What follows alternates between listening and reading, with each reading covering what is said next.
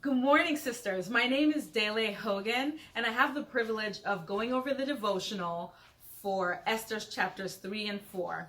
I am part of the Mercer region of CJCOC. There are two themes that I was able to pull out of these two chapters. One is that God determines the times and the places to accomplish his divine will. And the second is that he accomplishes his will through ordinary people. Let's start with chapter 3. Here we encounter Haman, who scripture describes as the enemy of the Jews. So if the Bible straight up calls you an enemy of the Jews, he's about to be up to no good. So he was angry with Mordecai, who refused to bow down to him, and he not only wanted to kill Mordecai, he also wanted to kill the entire Jewish nation. It's interesting, or should we say providential, that it so happens to be in the first month, the month of Nisan, which is the month that the Jews usually celebrate Passover, their salvation from Egypt, is when Haman is planning to kill the Jews. So they decide to cast the poor. The poor was like a lot, almost like rolling the dice to determine when the Jews would be killed. When the lot was cast, it happened to fall on the 13th day of the 12th month, the month of Adar. If you look at a Jewish calendar, you would see that Haman had to wait 12 months for his evil scheme to be executed. This was certainly of the Lord, because it gave the Jews a whole year to prepare, but it also gave time for Esther and Mordecai to act. This brings to mind the scripture in Proverbs 16:33, which says, "The lot is cast into the lap, but its every decision is from the Lord." So here we see God working behind the scenes as he determines the times.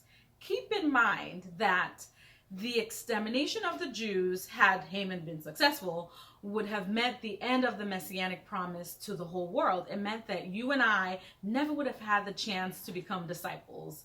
But God had a plan. He always has a plan, and he worked out his plan through ordinary people. So then we get into chapter 3.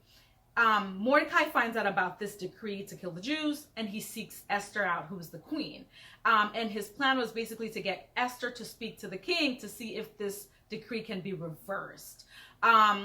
Esther then sends back the following replies, reminding Mordecai that coming into the presence of the king without being summoned was basically like a death sentence. Plus, it had been 30 days since the king had called for her. And Mordecai, when he hears her reply, he sends the following response. He says, "For if you remain silent at this time, relief and deliverance for the Jews will arise from another place. And who knows but that you have come to your royal position for such a time as this." Esther could have given into fear. I mean, let's be honest, her life was literally going to be in danger. And she could have questioned the king's love for her and given into insecurity. It had been 30 days since he had called to see her, instead of focusing on who she really was, that she was a chosen woman and she was loved by God. Instead, what we find Esther doing is actually she decided to use two spiritual disciplines, prayer and fasting. She calls the Jewish nation to pray and fast for 3 days, and at the end of the fast, her plan was to go ahead and go into the presence of the king. And in her own words, "If I perish, I perish." Wow. We see that at this point, she had come to a place of trusting submission, and her heart and mind was set on doing God's will, whatever the cost. And let's bring this home, while we may not be in a position to save an entire nation, there are billions of sinners in today's world under a sentence of eternal death.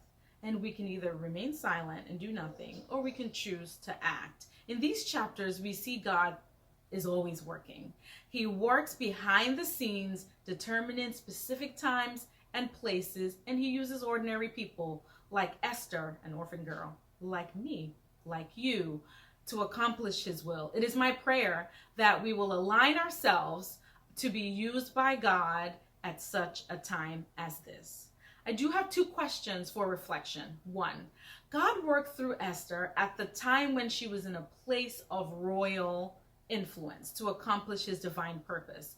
How can you take advantage of this time and place in your life to partner with God in his mission to save a lost soul? The second question, and it starts with a quote. All that is required for evil to triumph is for good men to do nothing. What current injustices in this world might this relate to, and what is God calling you to do in this hostile world at such a time as this? I'm so thankful for this time to share with you guys. I hope you've been encouraged by this devotional.